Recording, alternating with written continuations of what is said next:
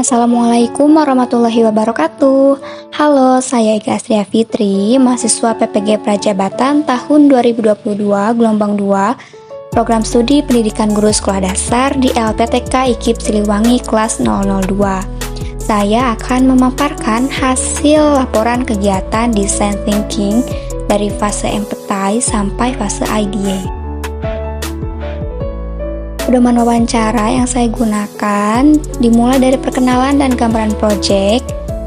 Halo, perkenalkan, nama Ibu Ega Astria Fitri, boleh dipanggil Ibu Ega. Ibu mau ngobrol tentang pengalaman kegiatan belajar adik selama di kelas. Adapun pertanyaan ringan yang saya ajukan, yang pertama, nama adik siapa? Dan yang kedua, adik kelas berapa? Kemudian, pertanyaan kunci yang saya gunakan ada 10 pertanyaan. Yang pertama, apakah adik merasa semangat ketika belajar? Yang kedua, apa yang membuat adik merasa semangat atau tidak semangat ketika belajar? Kemudian yang ketiga, adakah kesulitan yang dirasakan ketika belajar?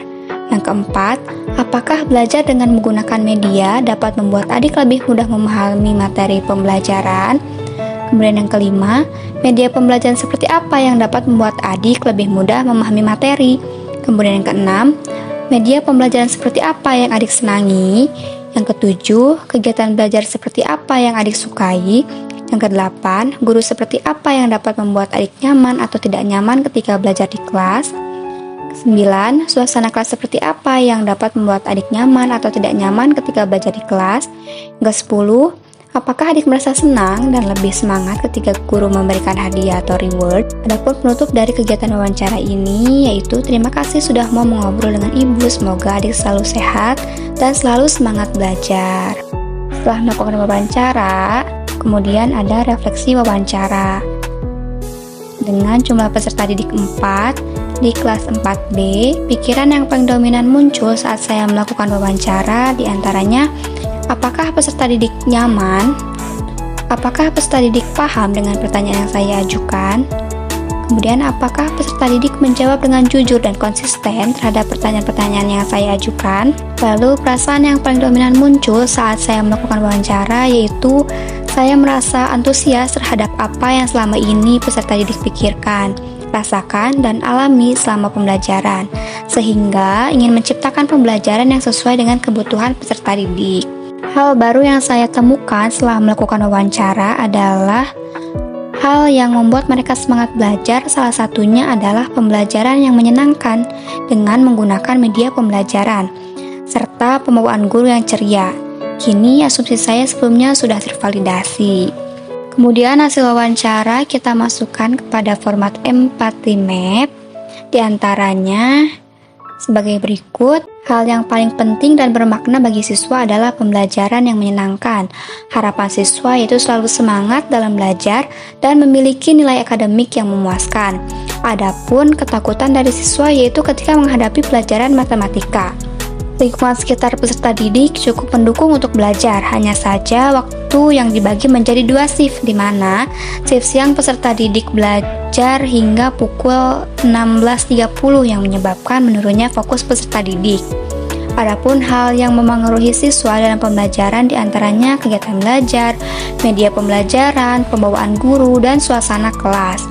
Hambatan dan tantangan yang dialami siswa ketika belajar adalah kegiatan belajar yang kurang menarik, media pembelajaran yang kurang mendukung, dan pembawaan guru yang menegangkan.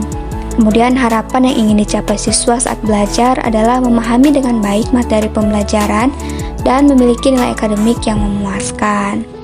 Nah, temuan-temuan barusan kita masukkan ke dalam tabel crafting insight atau merangkai pemahaman. Terdapat 10 pemahaman, diantaranya ternyata peserta didik lebih semangat belajar karena kegiatan pembelajaran yang menyenangkan. Ternyata peserta didik merasa kesulitan pada materi operasi hitung bilangan bulat positif dan negatif. Ternyata peserta didik dapat lebih mudah memahami materi dengan menggunakan media pembelajaran. Ternyata peserta didik menyukai media pembelajaran yang menarik untuk lebih mudah memahami materi. Ternyata peserta didik menyukai media pembelajaran yang berupa gambar, video, dan penuh warna. Ternyata peserta didik menyukai kegiatan belajar dengan diskusi kelompok.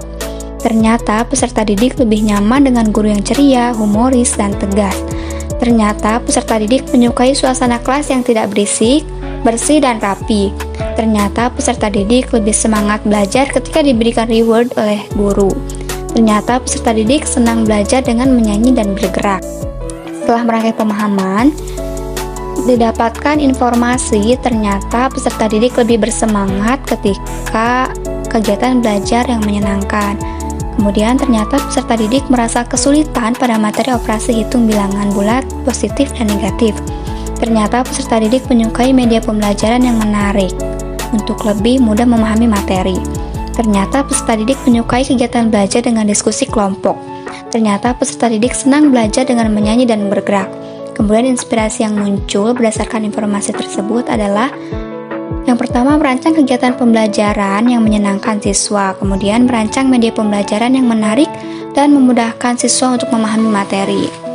Adapun memorability yang dapat diambil yaitu menciptakan kegiatan pembelajaran menyenangkan dan inovatif serta mengandung unsur-unsur pembelajaran abad 21. Adapun hasil desain challenge dari tahapan-tahapan sebelumnya, yang pertama yaitu bagaimana kita bisa mengembangkan media pembelajaran operasi hitung bilangan bulat positif dan negatif yang menyenangkan agar siswa kelas 4B semangat belajar. Yang kedua, bagaimana kita bisa mengembangkan media pembelajaran agar siswa kelas 4B lebih mudah memahami materi operasi hitung bilangan bulat positif dan negatif. Yang ketiga, bagaimana kita bisa mengembangkan media pembelajaran operasi hitung bilangan bulat positif dan negatif agar siswa kelas 4B merasa tertarik dalam belajar. Kemudian yang keempat, bagaimana kita bisa mengembangkan media pembelajaran operasi hitung bilangan bulat positif dan negatif agar siswa kelas 4B dapat belajar sesuai dengan kebutuhannya. Kemudian yang kelima, bagaimana kita bisa mengembangkan media pembelajaran operasi hitung bilangan bulat positif dan negatif agar siswa kelas 4B mendapatkan pembelajaran yang bermakna. Kemudian yang keenam, bagaimana kita bisa mengembangkan media pembelajaran operasi hitung bilangan bulat positif dan negatif agar siswa kelas 4B memperoleh pengalaman baru dalam belajar.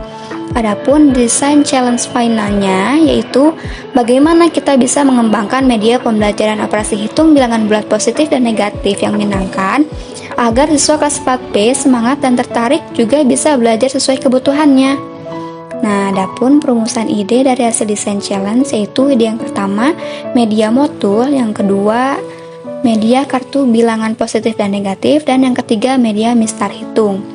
Sekian hasil laporan kegiatan design thinking yang dapat saya sampaikan. Mohon maaf bila banyak kekurangan. Wassalamualaikum warahmatullahi wabarakatuh.